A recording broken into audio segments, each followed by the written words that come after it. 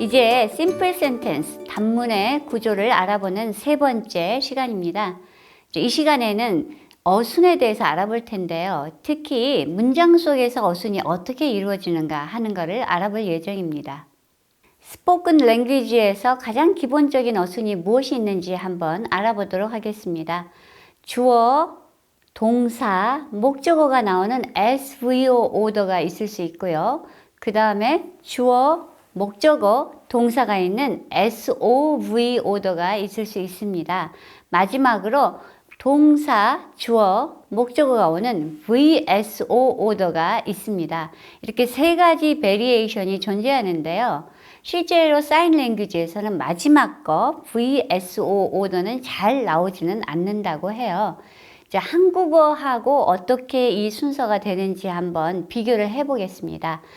이런 다양한 어순을 한국어의 예시를 가지고 설명을 해드리겠습니다. 첫 번째 SVO 오더는요, 철수가 좋아해 영일을이 되고요.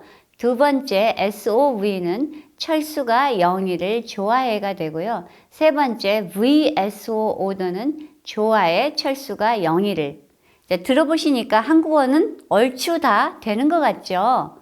한국어는 SOV, 철수가 영일을 좋아해가 가장 기본 순서인데요. 한국어의 특성상 스크램블링이 가능한 언어입니다. 스크램블링이라고 하면 뒤섞기, 순서를 마구 뒤섞을 수가 있어요. 왜냐하면 얘가 주어라는 표현을 주격조사인 가가 해주고 있기 때문에 철수가 어디로 가나 걔가 주어가 될 수가 있어요. 그래서 이동이 가능합니다. 영희가 목적어라는 표현을 늘이라는 케이스 마커 조사가 해주고 있으니까 영희가 어디에 있으나 목적어가 됩니다. 그래서 한국어는 이런 뒤섞기가 가능한 그런 언어입니다. 사인 랭귀지에도 어떤 순서가 이루어지고 있는지 한번 알아보도록 하겠습니다. 브라질리안 사인 랭귀지의 예시를 보시면요. 인덱스 3A, Joan, Love, 인덱스 3B, Maria 이렇게 되어 있습니다. 자, Joan이 주어죠. 그 다음에 Love가 동사고요. 그 다음 Maria가 목적어입니다. 그래서 이게 SVO 오더를 지키고 있습니다. 두 번째 문장도 마찬가지입니다. 인덱스 3A, Joan, subject죠. 주어. 그 다음에 love, verb, 동사죠. football, object, 목적어. football을 좋아한다 이런 말이죠. 그래서 둘 다 SVO 오더를 보여주고 있습니다. 이런 SVO 오더를 지키고 있는 언어들은 미국 수어, 러시아 수어, 스웨덴 수어, 브라질 수어 이런 것들이 있습니다. 이제 SOV 오더에 대해서 알아볼 텐데요. 주어, 목적어, 동사를 쓰는 그런 언어들입니다. 네덜란드 사인 랭귀지, 인도 파키스타니 사인 랭귀지, 이탈리안 사인 랭귀지들이 SOV 오더를 지키고 있는데요. 자, 이탈리안 사인 랭귀지의 예시를 보실까요? 기아니, 마리아, love. 기아니가 마리아를 사랑한다 해서 SOV로 나오고 있습니다. 두 번째 문장, 기아니 house buy. 기아니가 집을 산다 해서 SOV, 똑같은 SOV 현상을 보이고 있습니다. 그런데 이 두 문장을 비교해 보면 약간의 의미상의 차이를 볼 수 있습니다. 첫 번째 문장은 기아니가 마리아를 좋아하는지 마리아가 기아니를 좋아하는지 둘이가 왔다 갔다 할 수가 있죠. 의미적으로. 그래서 이들을 reversible sentence라고 말합니다. 둘 다 사람이니까 이 사람이 이 사람을 좋아하든 저 사람이 이 사람을 좋아하든 왔다 갔다 할 수 있다 해서 reversible. 그런데 아래쪽을 보시면 기아니가 하우스를 샀는데 하우스가 기아니를 살 수는 없죠. 그래서 하나는 사람이고 하나는 물건이기 때문에 이거는 서로 의미상으로 왔다 갔다 할 수가 없다 해서 non-reversible sentence라고 이야기합니다. 그런데 어떤 경우에 좀 더 이 기본 순서를 지켜야 할까요? 네, 헷갈리는 문장은 반드시 기본 순서를 지켜줘야 되겠죠. 예를 들면 기아니하고 마리아가 누가 누구를 사랑하는지 굉장히 헷갈릴 수 있잖아요. 그렇기 때문에 먼저 나온 애는 주어고 나중에 나온 애는 목적어라는 것을 반드시 지켜줘야 기아니가 마리아를 사랑한다 라는 표현이 되겠죠. 만약에 위치를 바꿔버리면 마리아가 기한이를 사랑하는 표현이 되기 때문에 이 순서를 꼭 지키려고 할 것입니다. 그런데 기한이 하우스 바이 같은 경우는 순서가 뒤바뀐다고 해도 그렇게 우리가 헷갈릴 일은 없죠. 집이 기한이를 사는 일은 없을 테니까요. 그래서 이런 non-reversible sentence에서는 조금 더 바뀌는 경향이 있습니다. 이번에는 VSO 오더에 대해서 알아볼 텐데요. 지금까지 알려진 수어에서 VSO 순서를 지키는 그런 언어는 없다라고 합니다. 그런데 그러면 스포큰 랭귀지에서는 얼마나 될까요? 아이리시나 타갈로그 같은 특별한 언어, 약한 전 세계 언어의 7%에 해당된다고 합니다. 이번에는 로커티브 센텐스에 대해서 알아볼 텐데요. 로커티브란 말은 장소를 나타내는 그런 문장이라는 거예요. 그래서 장소라는 것은 굉장히 넓잖아요. 어떤 장소 속에 어떤 사람이 서서 움직이거나 말하거나 여러 가지 행동을 하죠.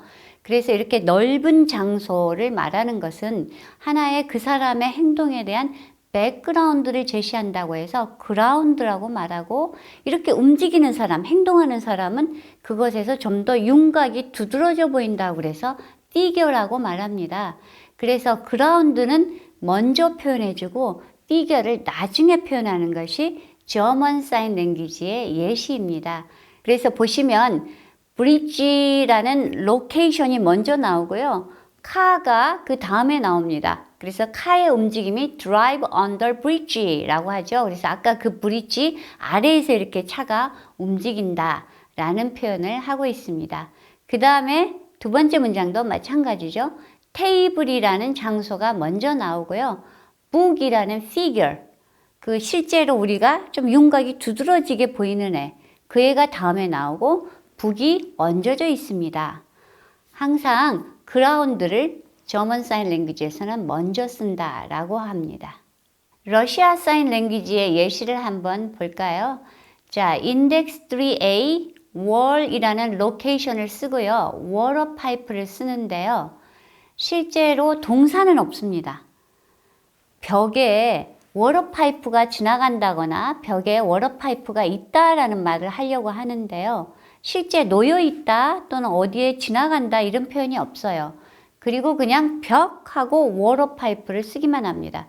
그래서 먼저 아까 말씀드린 대로 그라운드를 먼저 써요. 배경이 되는 이 벽을 먼저 쓰고, 그 다음에 워터 파이프, 우리가 좀 윤곽을 두드러지게 보려고 하는 이 워터 파이프를 나중에 쓰는데, 동사 없이 이런 로케이션의 관계를 표현하는 그런 사인 랭귀지도 있다는 걸 보여주고 있습니다.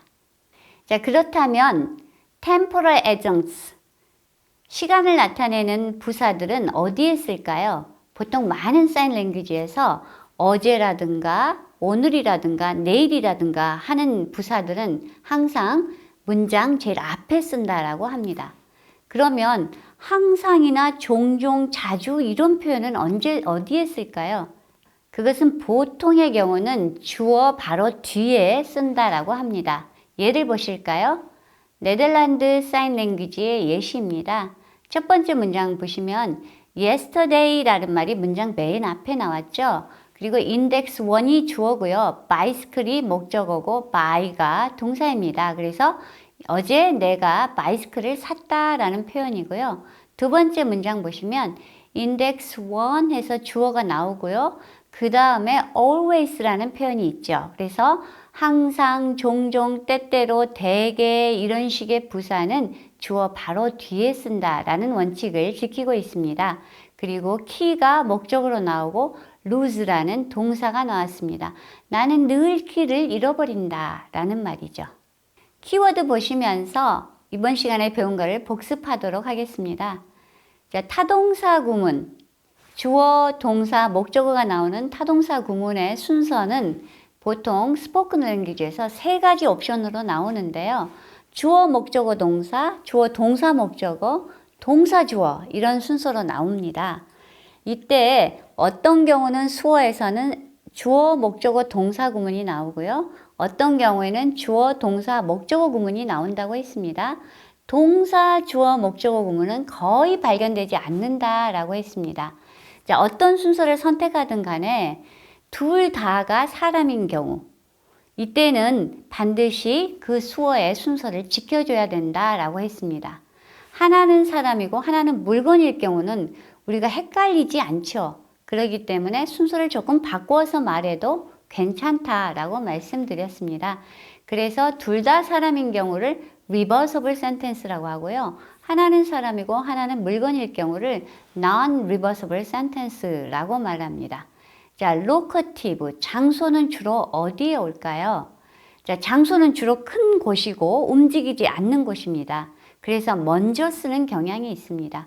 그 위에 움직이는 사람이라든가 어떤 물체에 대해서 우리가 윤곽을 보고자 할 때 그 다음에 주어로 윤곽, figure가 나옵니다. 그래서 그거를 figure, ground principle 이렇게 이야기했습니다. 과제는 잘 정리해서 공지사항에 올리도록 하겠습니다. 지금까지 열심히 참여해 주셔서 감사합니다.